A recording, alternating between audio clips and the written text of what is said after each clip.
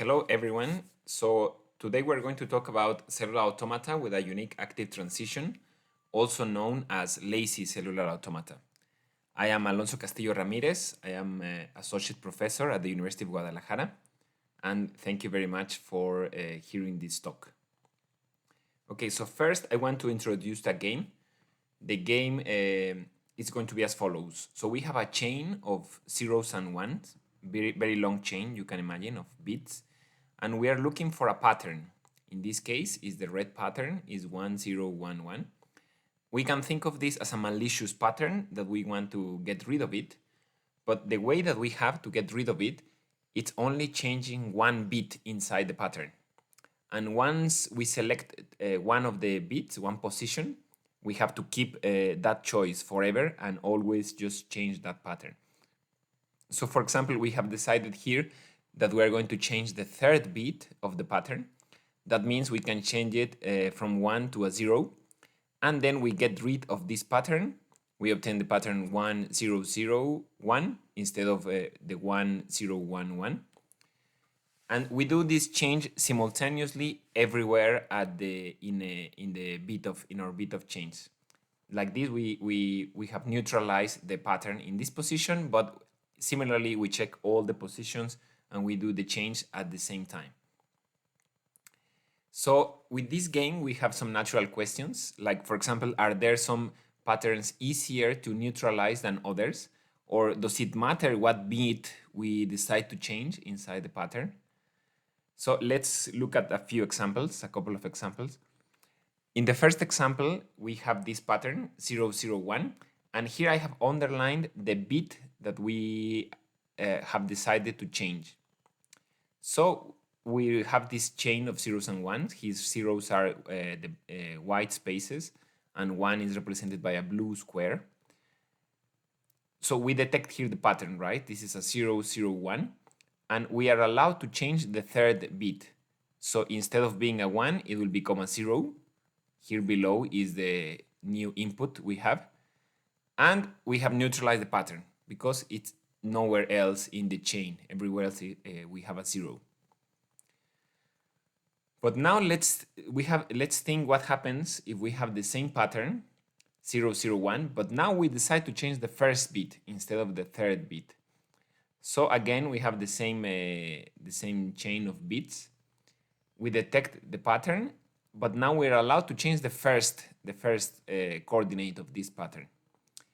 So it changes from 0 to 1. And the problem here is that again we see the pattern, right? Again we see a 001.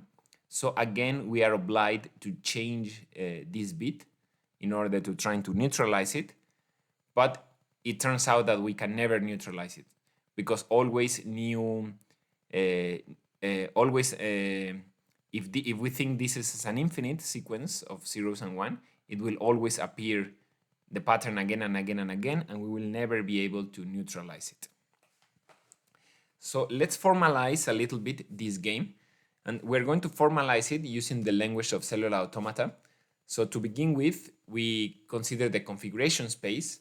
The configuration space is going to be this set of all functions from a group that we think that it's our universe, the group, to the set A, that we think of it as a set of states or a set of colors. In the previous case was 0 and 1, the states, right? So to each element of the group, we are assigning a state or a color, you can think of it. In the previous example, the group is the set of integers. That's why we have these by infinite sequences of zeros and ones. Now, the definition of a cellular automaton is a function from the configuration space to the configuration space, such that there is a finite neighborhood of the group. It doesn't have to be a subgroup or anything. It's just a finite subset of the group and the local function. But if you see, this function now only depends of, it only reads elements from A to the S, in which S, in this case, S is finite. So we think the elements of A to the S, instead of full configurations, we think of them as patterns because they only have a finite domain. And it has to satisfy this relationship. So we think of tau as the global function, and we think of mu as the local function. Intuitively, this is telling us that the behavior of the global function is determined by the local function by using here what we call the shift action. This is an image that might help you as well. When the group is the set of integers, we are reading by infinite sequences of zeros and one, and everywhere we read a pattern and we apply the local function simultaneously, and we obtain another by infinite sequence. So now the definition that we're interested in is the definition of a lazy cellular automaton.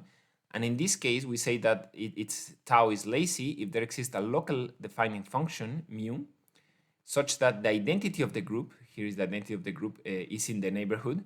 And also there exists a pattern such that a pattern P, such that the local rule, the local function, acts almost every way by the projection to the identity.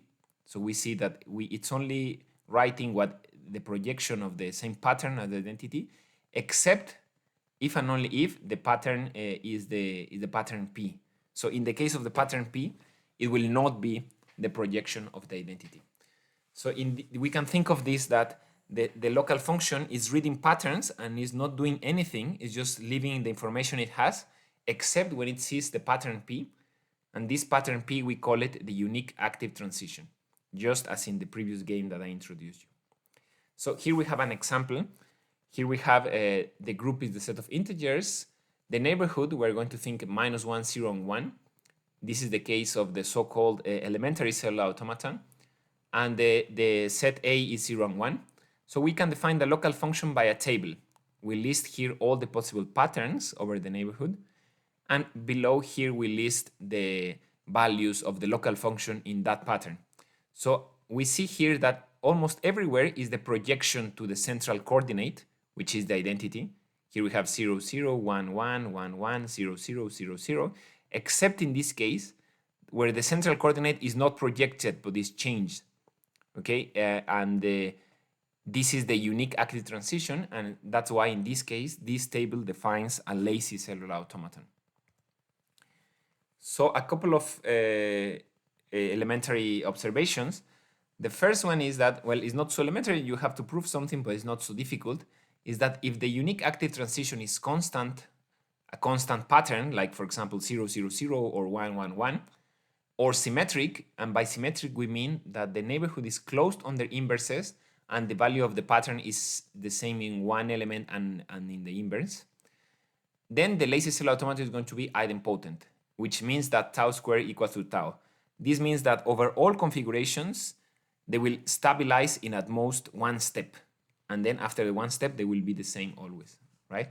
So everything stabilizes after one step. Now, in order to investigate this further, we define the order of a cellular automaton just by the cardinality of all the different powers of this cellular automaton.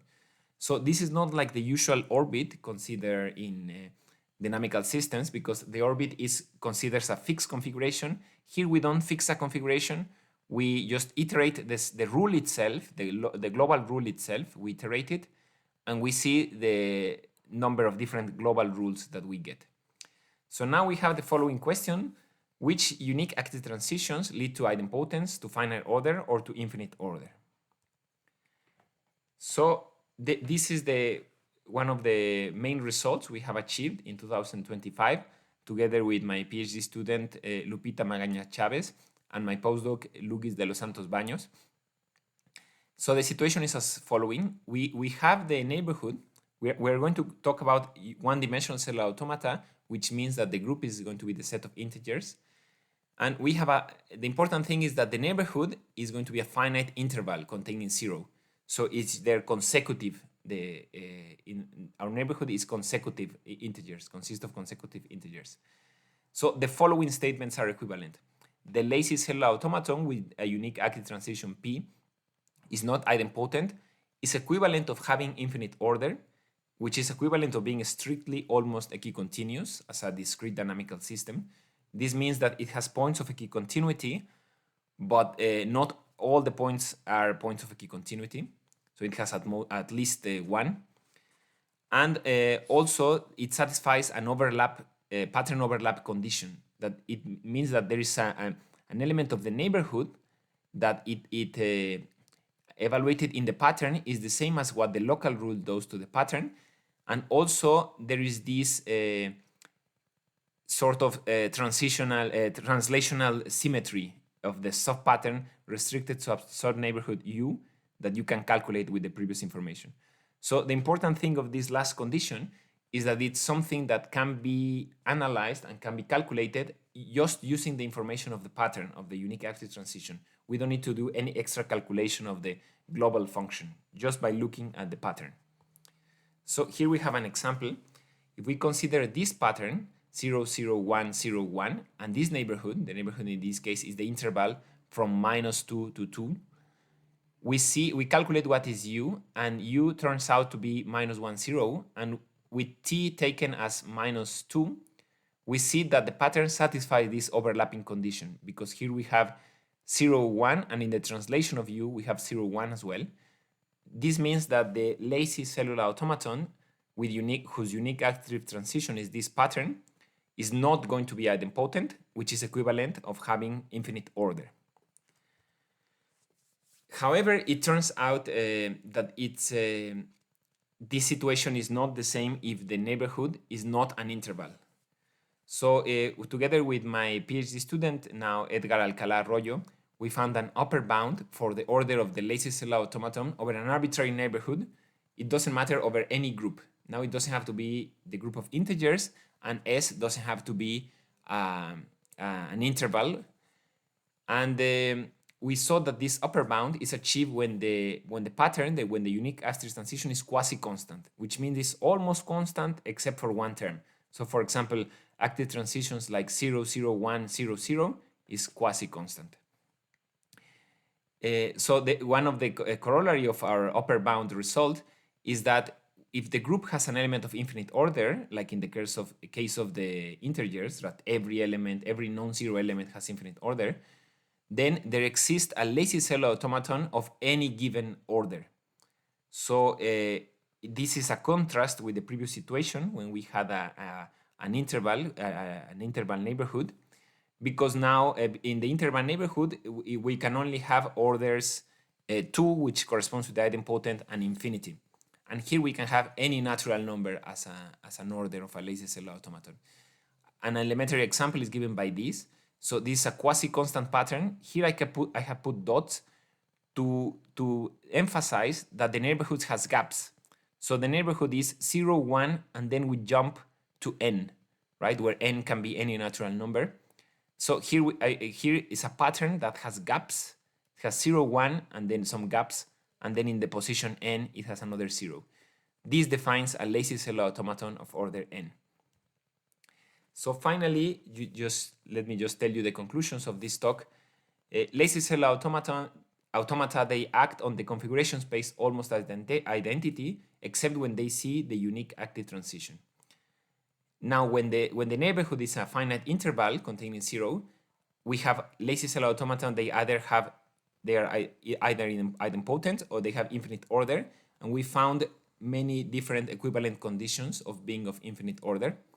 But for an arbitrary neighborhood, we can have lazy cellular automata of any given order. And an open question is a question about factorization. Is it true that every cellular automaton may be factorized as composition of lazy cellular automata and invertible cellular automata? So could they work as some kind of building blocks for factorizing any possible cellular automata? Thank you very much. I leave you here with a brief list of reference. Thank you very much for your attention.